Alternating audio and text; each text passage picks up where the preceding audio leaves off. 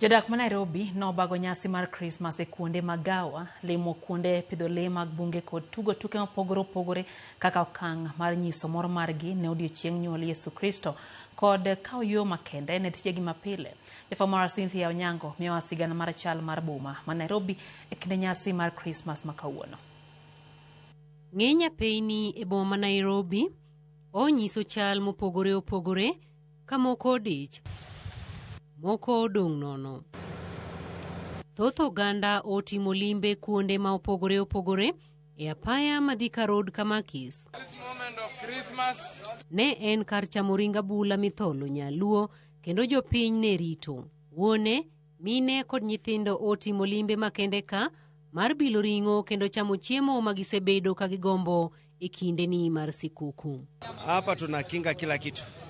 Tunakinga usalama ya customer, service iko sawa, maneno yote iko sawa. Kata ne johala, odiochieng' ma kawuono gilero ni obedo kod lokruok maduong' ahinya. Biashara vimenoga, watu ni wengi, watu wajaenda ushago venye tulikuwa tunatarajia. Watu ni wengi kabisa. Biashara ziko juu. Kuonde bago tuke en goyo abal, rundruok e osuoyo kod mielo thum. Obedo moko kuom mor ahinya ne nyithindo kendo jonyuol ma ok obedo kod nyalo mar chopo pacho onyiso mor margi ka gilero ni kata obedo ni ok giyudo thuolo mar riwre kod anyuola margi, tinende gibedo kod mor. It's a family-friendly park for everyone. There are a lot of activities here. There's a lot of food. We've eaten with my family. The children are enjoying. There's a swimming pool for children over this end. There's an amusement over here. Children are very happy. There's a VAR. We are very, very, very happy. And food is in plenty. Watu wamejitokeza sana kama bila unaona watu wanaendelea kuingia. Hapa ni mahali tuko na michezo mingi. Chakula ni chakula tamu, chakula mzuri sana. Ni mahali tumetengeneza ambapo familia wanakuja wanajienjoy vizuri. Na tumetengeneza mahali ambapo kila mtu kwa familia ako na nafasi yake. Karito lee ma Nairobi National Park ne en oganda mowuok kuonde gi kuonde.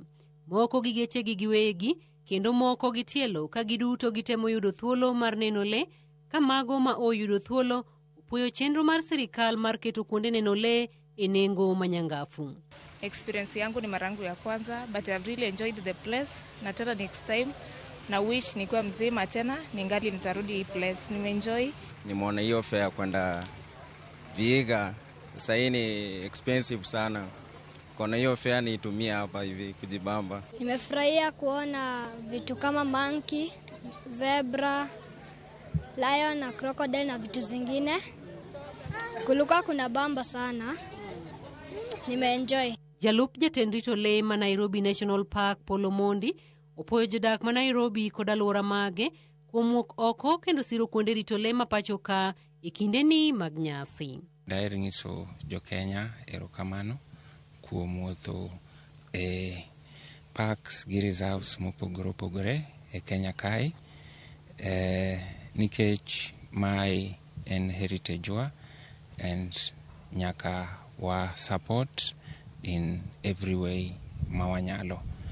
Koro ka New Year biro, daher kwayo jo Kenya mondo wadhi mbele biro e national parks gi reserves.